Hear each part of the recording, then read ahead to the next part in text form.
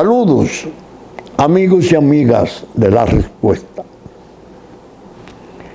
Este programa se graba el viernes 14 de julio del año 2023. Me ha ocurrido que tanto en el programa pasado como en este me han coincidido dos fechas importantes de mi vida. La semana pasada, el aniversario de la Fuerza Nacional Progresista, que me ocupó un 70% del tiempo de la respuesta. Y hoy, precisamente hoy, 14 de julio, se cumplen 21 años de la muerte de Joaquín Balaguer Ricardo, un gran amigo, un verdadero estadista, un hombre público interesantísimo, brillante en todos los sentidos, que gobernara al país en tiempos muy difíciles. Algo que me ha llevado a mí a escribir diversos artículos y en la pregunta sobre las transiciones.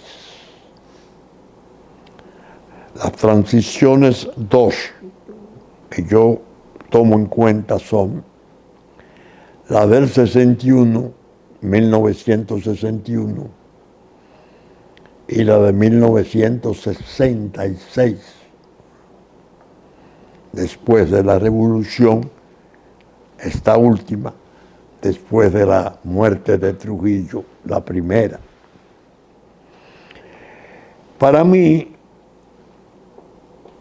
la experiencia espiritual por la que paso a mi edad, ya el día 18, dentro de 2 días, a partir de este domingo, de 4 días, a partir del viernes 14, 18 de julio. La experiencia resulta muy conmovedora, interesante, porque me ha servido para hacer una especie de pase de revista de muchas cosas vividas intensamente por mí. Y este hombre, que se conmemora su 21 aniversario el 21 aniversario de su muerte, fue para mí en gran modo un eje de mi vida pública. Por eso voy a pedirle a ustedes indulgencia, perdón, porque voy a utilizar el programa para hacer algunas evocaciones de ese prócer que fuera Joaquín Balaguer Ricardo. Ustedes me han oído muchas veces hablar de mis jóvenes de 50 años. Y no es un juego de palabras, es una convicción.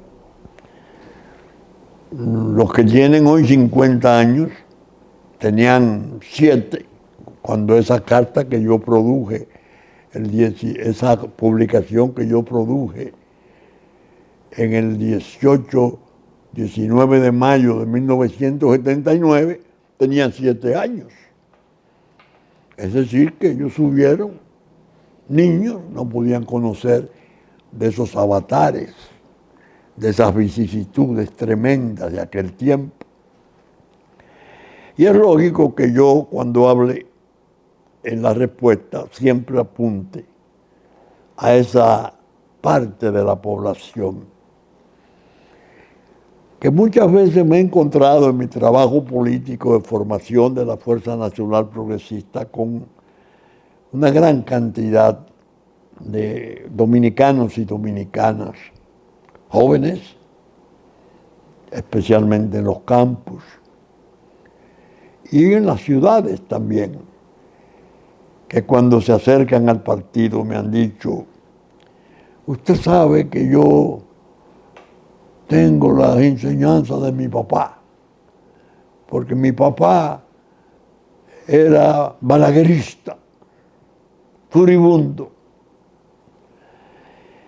Y yo lo he seguido a usted y he seguido al doctor Balaguer, es decir, una especie de herencia de la admiración por Balaguer, de una generación importante del país. Un hombre que tuvo siempre, y fue mi teoría y la probé, un voto invisible, que claro, fue incendiado siempre con la acusación de fraude, porque no era un voto que se expresaba en encuestas, ni iba a las manifestaciones. El día de las elecciones aparecía este hombre con esa votación. Y era muy fácil en aquel tiempo de Guerra Fría, de gran violencia, violencia de todo género, dificilísimo el tiempo, imputarlo, el más grande fraudador, el autor de los fraudes mayores, colosales, hasta que llegó la segunda etapa de sus 10 años de último tiempo. Porque tuvo 12 que fueron infernales, 12 terribles después de la guerra civil, con todo lo que aconteció entonces. Era el tiempo en que él se refería, en muchas violencias que hubo, fuerzas incontrolables. Pero la izquierda no tenía interés, que era la más beligerante y la que quedaba con más virulencia. Es decir, es verdad, son fuerzas incontrolables porque son fuerzas del poder extranjero. ¿Del norte? No, era Balaguer.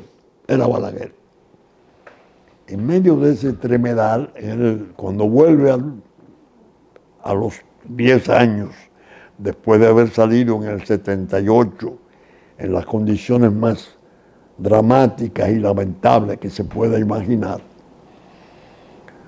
ciego, bastante, todavía no había cegado totalmente,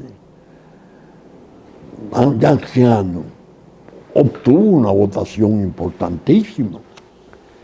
Cuando ganara esas elecciones, que esta carta, que yo hablé el programa pasado, carta de Vincho Castillo a Jacobo Magluta, que en paz descanse, en ocasión de los recursos de impugnación interpuestos por el Partido Revolucionario Dominicano y la estructura en las elecciones generales de 1986.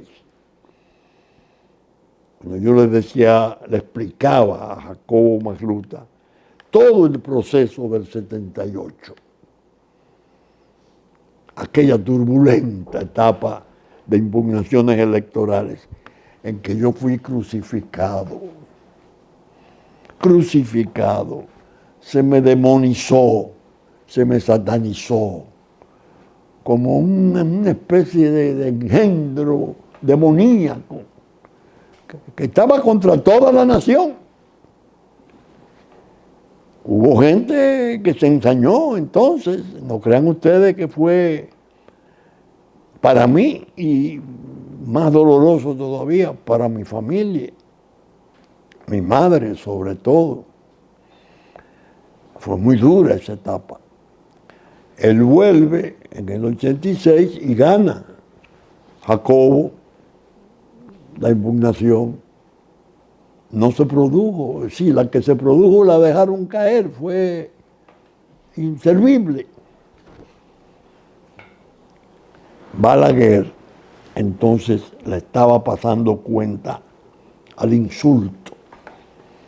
Yo no tengo pueblo, yo lo que tengo es guardia, yo lo que tengo es fraude.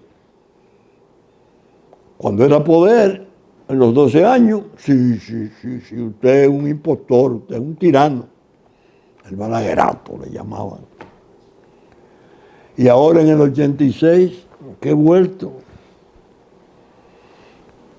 Y estoy en estas condiciones de ganarle a este joven candidato importantísimo, que era un dirigente del Partido Revolucionario Dominicano, de primer orden, Jacobo Magluta. No tengo cuartel, no tengo edad, no tengo visión siquiera. ¿De dónde salió ese voto? Ese es el voto silente que yo he siempre sostenido, que lo apoyaba a él. Yo recuerdo que el lema más efectivo de esas elecciones del 66 fue Balaguer es la paz, porque había pasado la guerra patriótica del 65, la ocupación militar extranjera, el heroísmo de los grupos de Fuerzas Armadas y Fuerzas Populares, de resistencia. Entonces, reaparecía este hombre. Óigame, al grado de que en las elecciones del año 94 se produjo la gran crisis del fraude colosal, que he explicado que Gallup, cuando Gallup era Gallup en nuestro país, tenía prestigio. En la última encuesta 15 días antes le daba un punto por encima del doctor José Francisco Peña Gómez, que no era poco decir, un líder importantísimo de izquierda, de socialdemócrata. Balaguer, ya en el 2000, balbuceó 6 palabras durante una campaña. Ya no podía.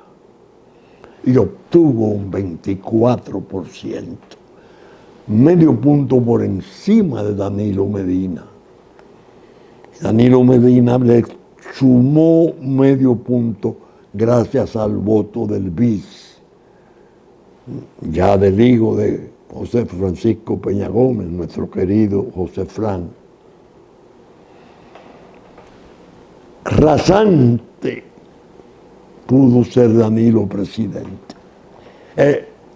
Quedara en primer lugar, que perdió, pero en cuanto a Balaguer, Leonel Fernández, en el 96, recuerden ustedes, yo hago siempre esa alusión, el primer leonelista del país he sido yo, porque yo fui el que lo propuse formalmente en una conferencia de envergadura, la nación y los partidos, en el Hotel Lina, con delegaciones del Partido Reformista, el Partido de la Liberación Dominicana y de distintos grupos, ahí esperando a ver qué era lo que yo iba a decir. Ya yo conocí a Leonel durante 6 meses que paseamos el Distrito Nacional a pie, tarde por tarde. El candidato a la vicepresidencia, compañero de fórmula de Don Juan, y yo candidato a la senaduría del Distrito Nacional de entonces. Repito, hablo para los jóvenes de 50 o 55 años, a los cuales yo les llevo en edad 40 o 45 años, 42 años. De manera que esto lo explico porque es una forma, primero, de satisfacer mi espíritu, el sentido de mi vida, ¿no? He pasado revista, dónde me equivoqué, dónde anduve bien, qué fue justo, qué fue injusto.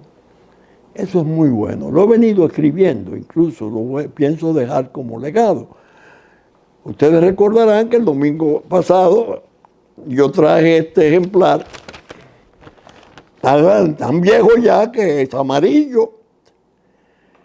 Yo digo, tan amarillo como los papeles del Mar Muerto.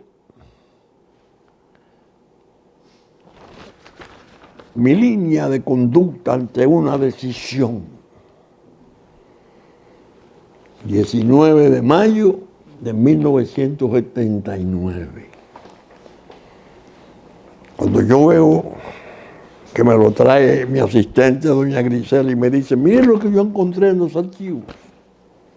Y leo eso, digo, oh, Dios mío, este es el programa. Bueno, ahora me ocurre que en esa publicación,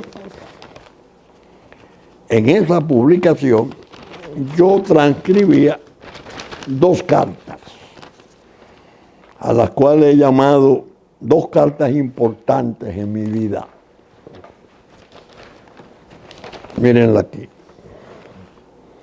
De Joaquín Balaguer a Vincho Castillo, en 31 de enero de 1979. 7 meses después de la gran crisis de las impugnaciones electorales, en que él había salido del poder en el 78. Y al día siguiente, carta de Vincho Castillo a Joaquín Balaguer. No tenía espacio ni tiempo para leerla en el programa pasado, pero además, confieso, me dio trabajo leerla porque son muy diminutas las letras y muy antiguo el documento, el papel.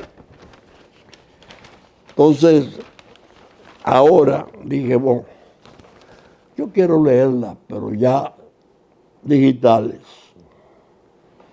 porque quiero explicarle al público la respuesta. ¿Por qué es injusto que desde un litoral político que yo pensé en principio que sería amigable, no hostil,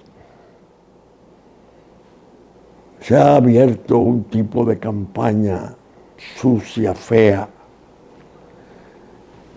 encomendándole a pobres muchachos, algunos de ellos muchachas mercenarios del insulto, que yo no, a ellos no le hago caso.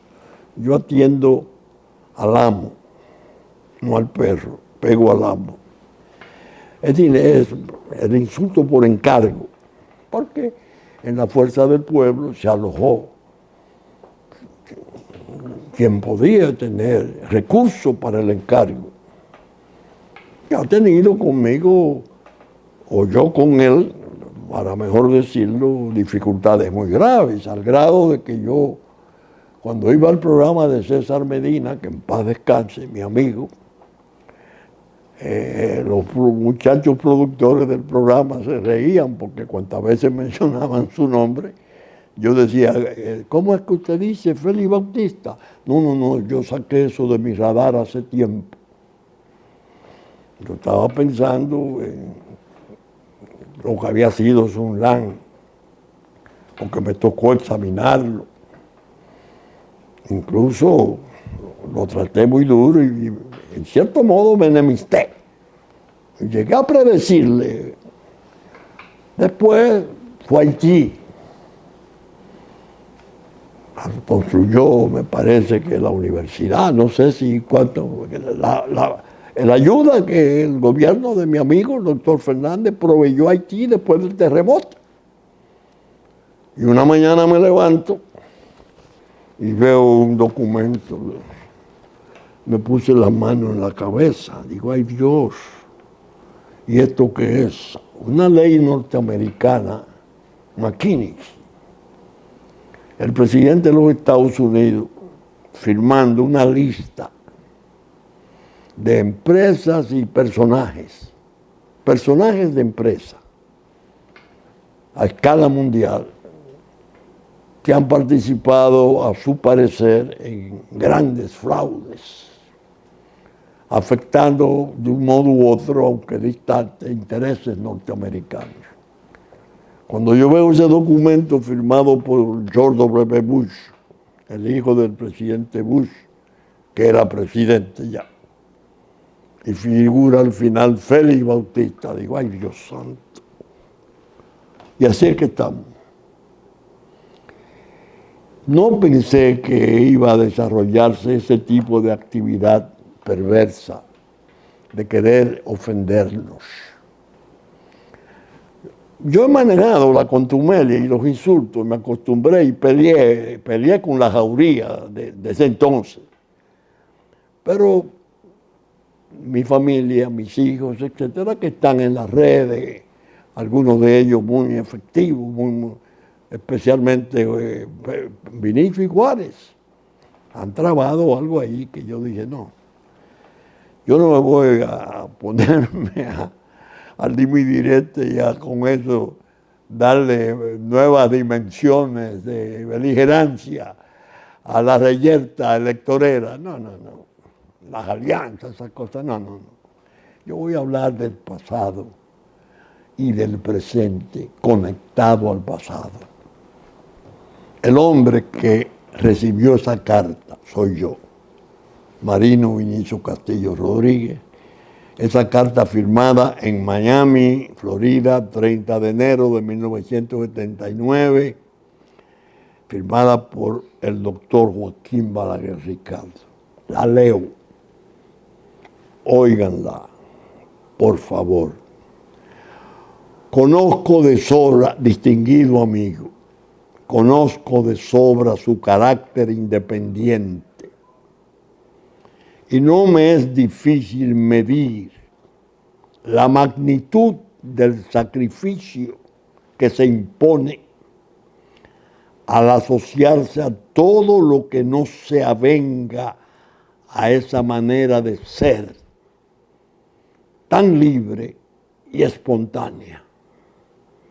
Pero, dada la destacada participación que usted ha tenido en la política nacional de los últimos tiempos, así como los altísimos servicios que ha prestado a la causa encarnada en el partido que dirijo, no vacilo en invitarle muy cordialmente a ocupar en nuestra vida pública una posición definida al lado de quienes mayor afinidad tienen con sus afanes patrióticos y con sus ideas políticas.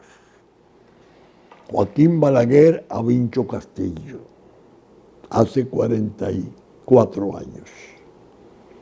Si usted, sigue la carta, se decidiera a dar este paso, creo que no solo ganaría el Partido Reformista y quienes los dirigen actualmente, ya que su causa se vería avalada por el prestigio de un hombre cuya voz ha tenido en los últimos tiempos profunda repercusión en el ámbito dominicano, sino también el país, que recibiría la contribución desinteresada de un hombre que hasta hoy se ha distinguido por su amor a la causa de las clases que permanecen en nuestro medio oprimidas por injusticias seculares. Le escribe Joaquín Balaguer a Vincho Castillo eso. Prosigue la carta. La posición que usted ocuparía en nuestro partido, en caso de aceptar la invitación que por medio de estas líneas le formulo, obedeciendo no solo a mi propio impulso, sino también el de muchos de mis allegados más señalados, sería objeto de consultas con usted mismo, en el momento que usted considere oportuno. Aprovecho esta oportunidad para renovarle los sentimientos de mi sincera admiración, de mi invariable afecto y de mi confianza inquebrantable. Atentamente, Joaquín Balaguer.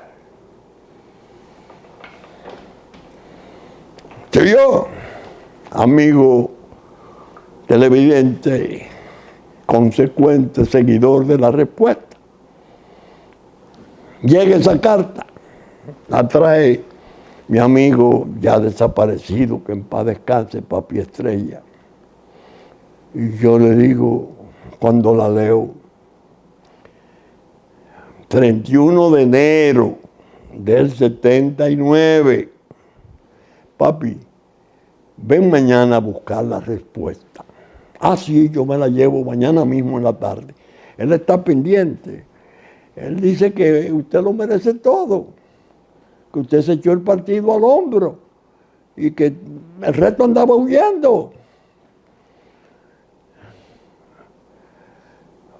Ven a buscarla, papi, que yo tengo mi respuesta. Marino Vinicio Castillo le escribe al doctor Joaquín Balaguer en Miami, Florida. Noble amigo, aún está en mis manos su generosa carta. Al contestarla, me siento estremecido por una gratitud que asume acento filial.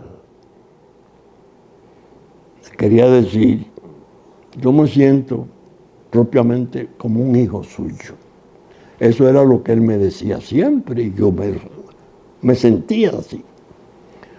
Una gran parte de mi vida la he pasado estrechamente vinculado en lo espiritual a la expresión de la causa nacional que se ha encarnado en su penetrante pensamiento social y en el indescriptible ahínco con que su humanismo ha sabido servir a la patria. Vincho Castillo a Joaquín Balaguer, y sigue la carta. En verdad, quien lo ha seguido y amado desde los tiempos tormentosos del año 61, pasando por el milagro de una república resucitada de las ruinas, de sus discordias civiles, hasta la dramática culminación de mayo del 78, solo puede encontrar la honda satisfacción de sentirse honrado con la amistad de tan brillante como modesto hacedor de historia nacional. Le estaba contestando en el nivel que me había enaltecido.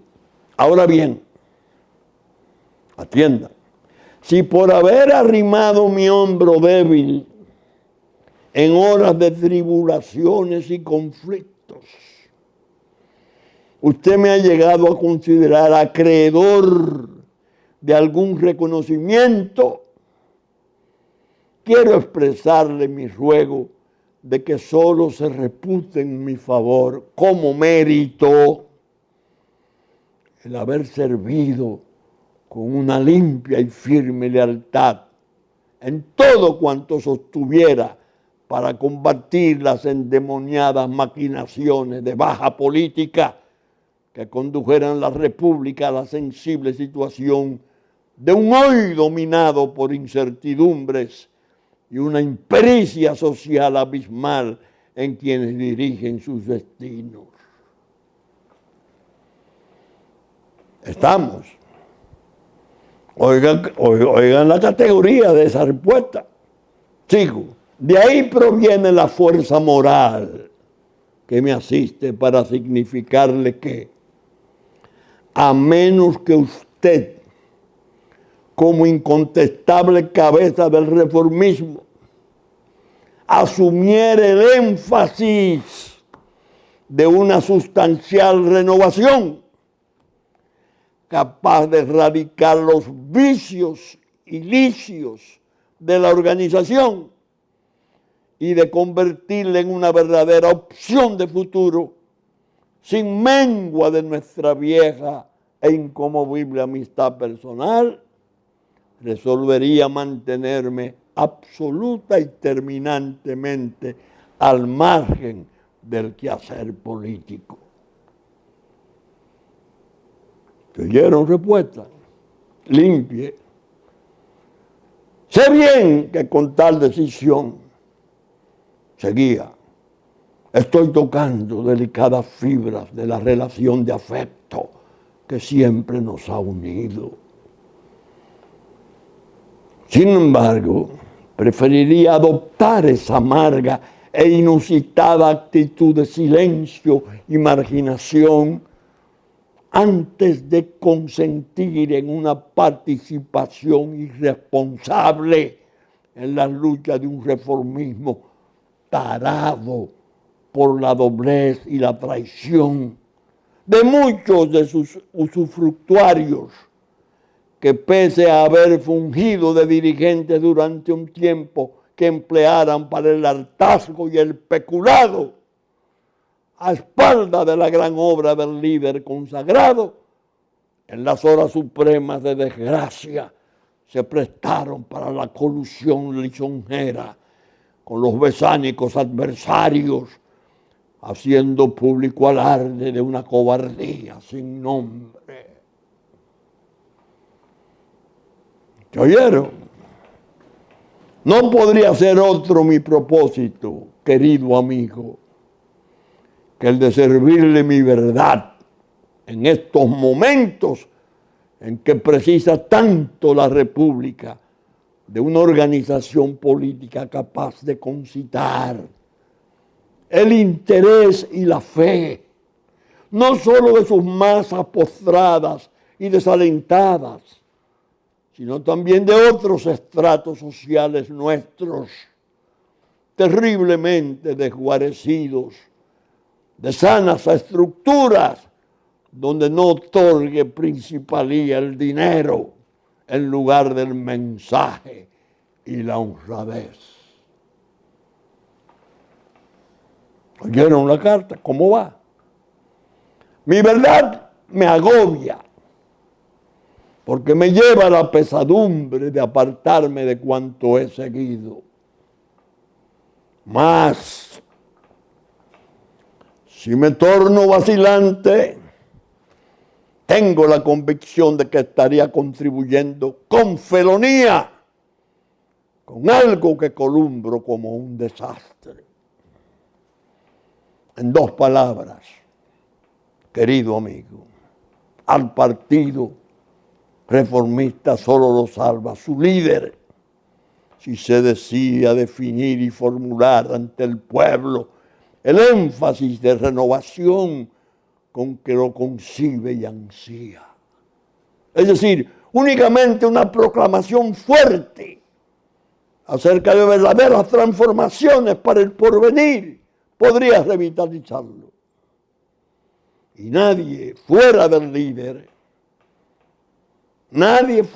líder, incluso mi pugnaz vehemencia, podría persuadir a ese pueblo reformista y no reformista de que los nuevos empeños estarían permeados por imperativos éticos de gran nivel.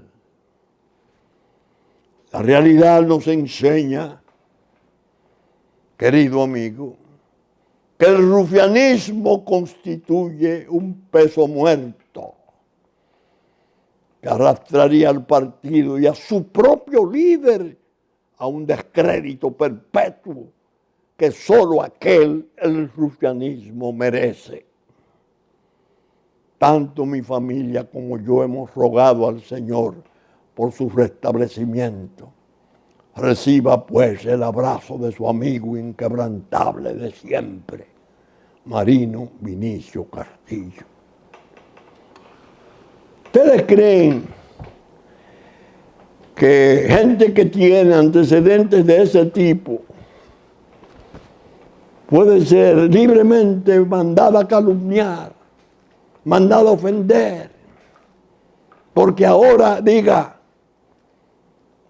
esta situación por la que pasamos nosotros como partido político Fuerza Nacional Progresista, yo personalmente como tal y mi familia, es la misma de aquel tiempo. ¿Qué le hemos dicho a nuestro querido amigo Leonel Fernández?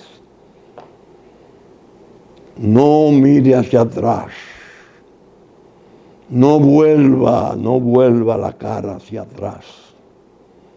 El fundamento profundo y real de esa fuerza emergente tan dinámica, tan creciente la fuerza del pueblo. Se origina en que usted ha inspirado en la población la ilusión de que aquello quedó atrás. Si usted se reunifica con aquello, si usted se reúne siquiera con aquello, será un desastre para su nombre histórico. ¿Por qué?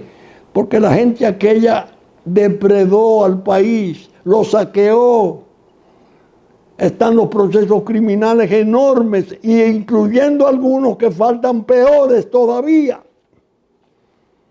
Ya algunos de ellos en juicio, en la etapa de fondo, de familiares, de hermanos y eventualmente de cuñados, según se habla de que está a punto de caer toda la gente que hiciera el desastre en el sector eléctrico, que son sus cuñados, los cuñados del expresidente Medina.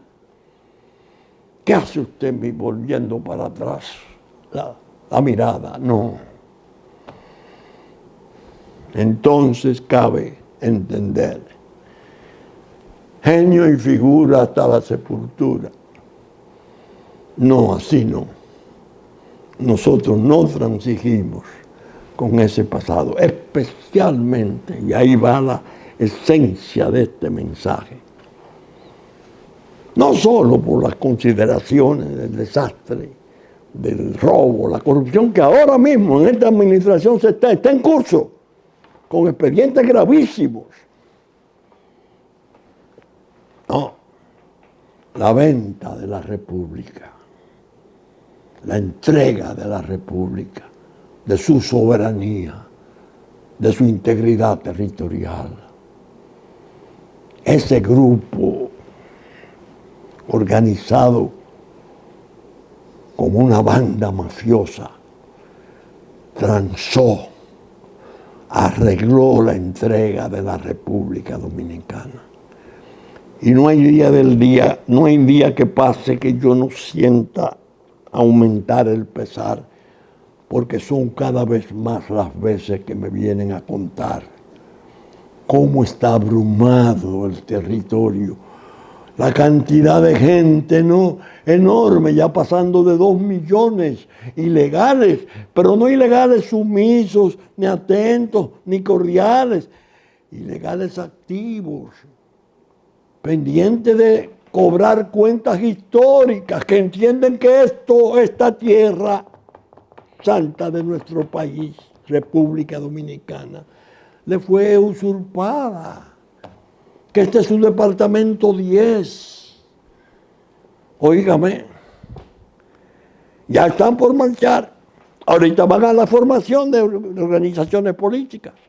Tienen cédula falsa por millones, porque ahí llegó todo el proceso de corrupción del gobierno de Danilo Medina en esos 8 años.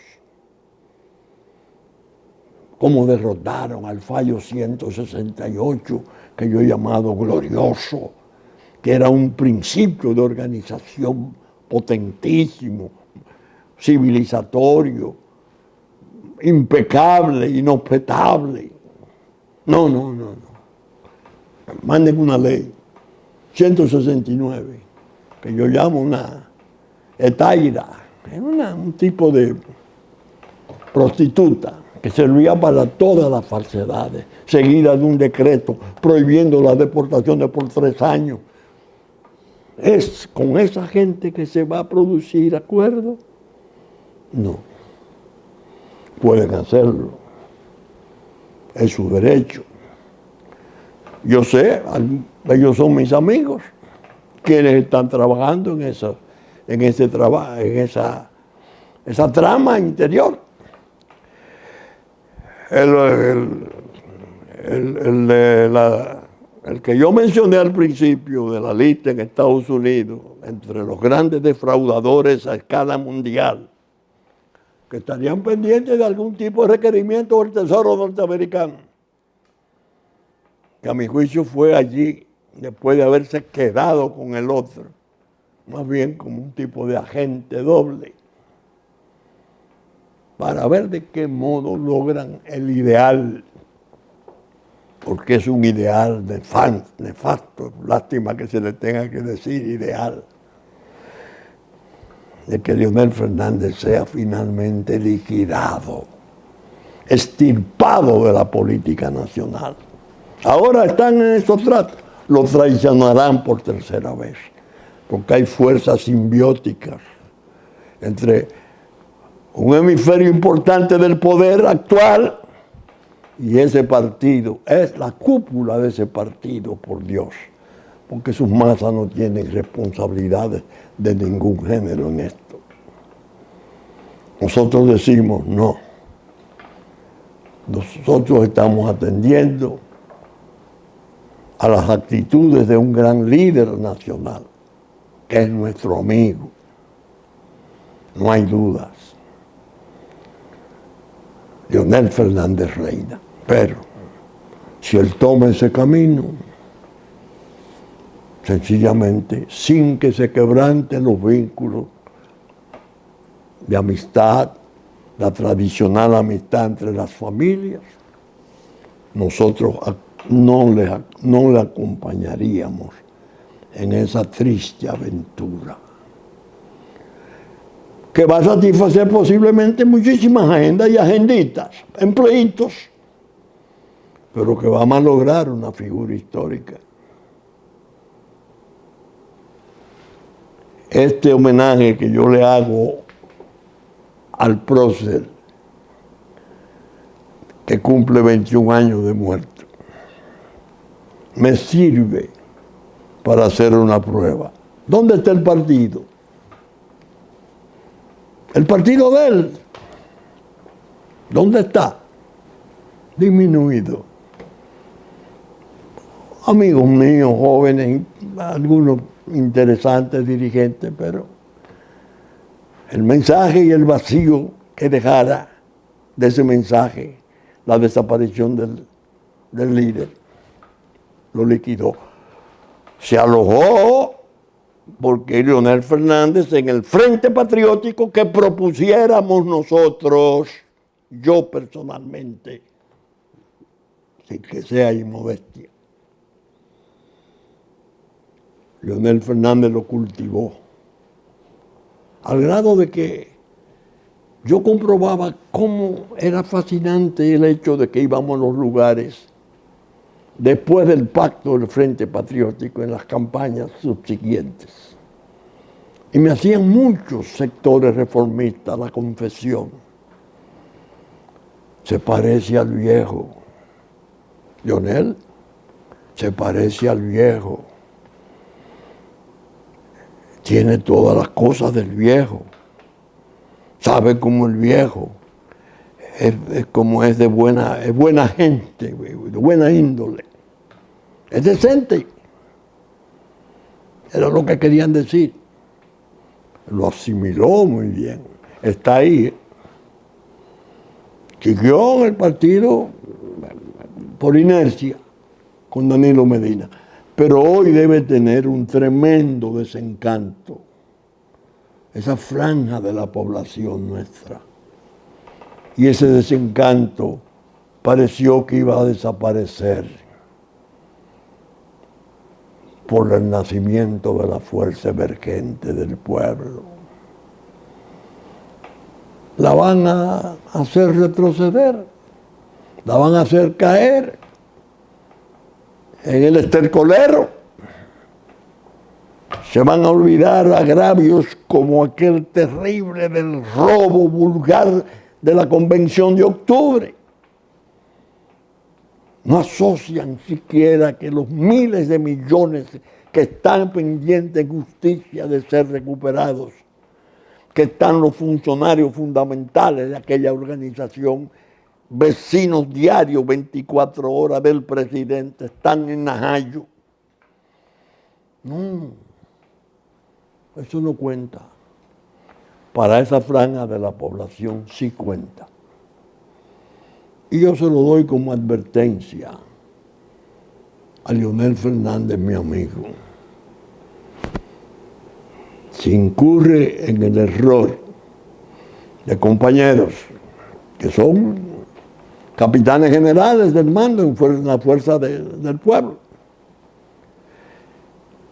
Y se sientan a negociar con el oprobio de la administración pasada de gobierno. Siento mucho que su suerte no será la mejor. Su suerte histórica, pues yo estoy hablando de historia, yo no estoy hablando de disparate, de carajito y alcaldía y cosas de esas, no. Yo estoy pendiente, como le decía al doctor Balaguer siempre en todas mis intervenciones, a mí no me interesa el Balaguer presidente, a mí me interesa el Balaguer historia. Mírenlo ahí, mírenlo ahí.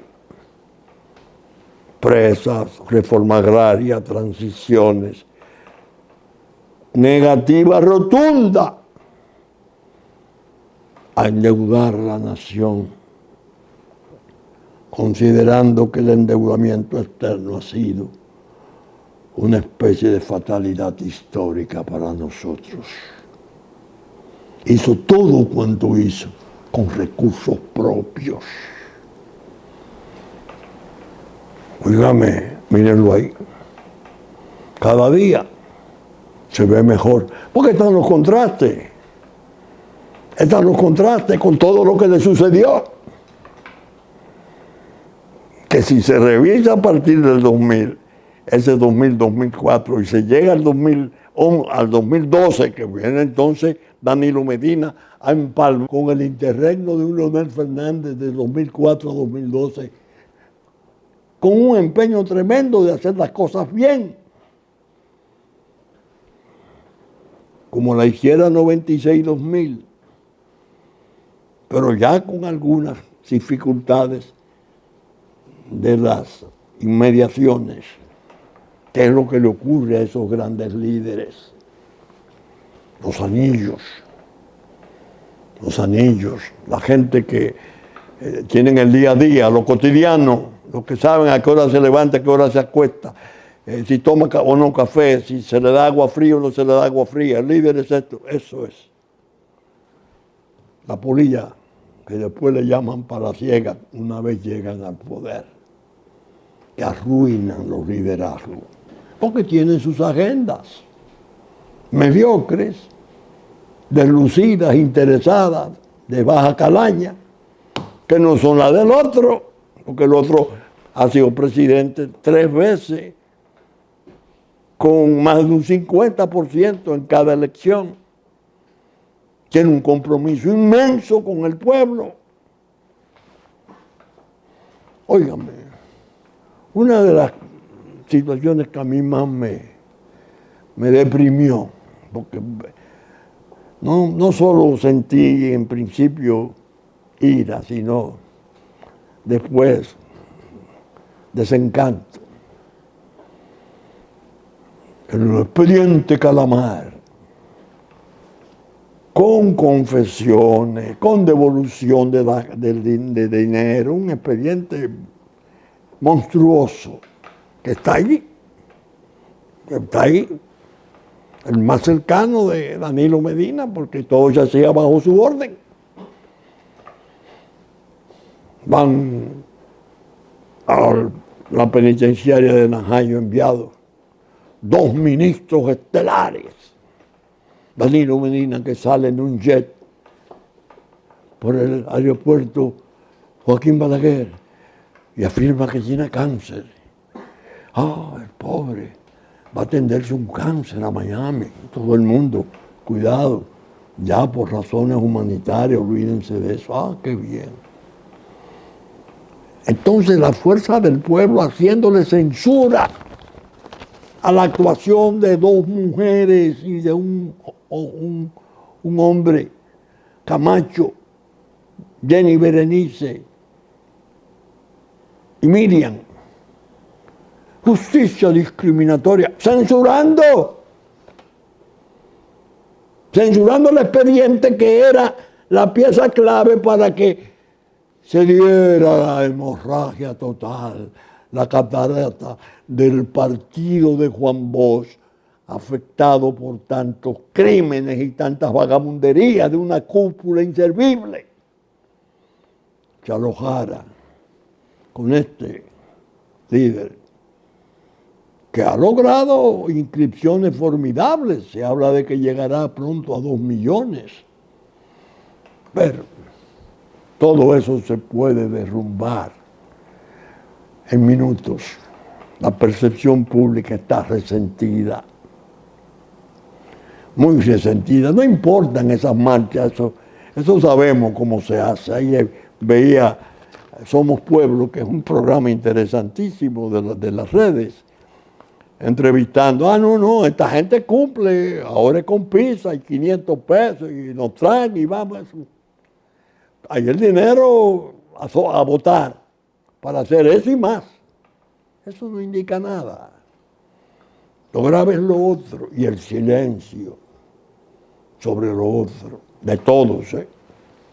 Ahí nosotros hemos tenido la nobleza de reconocerle al presidente de la República que ha tenido actitudes importantísimas, dignísimas, en foros internacionales, que ordenó la valla muro, que tiene empeño, como si hablara en la noche a sola con su padre, que era un convencido de que era un peligro inmenso el trastorno de los vecinos colapsados, en enorme desgracia.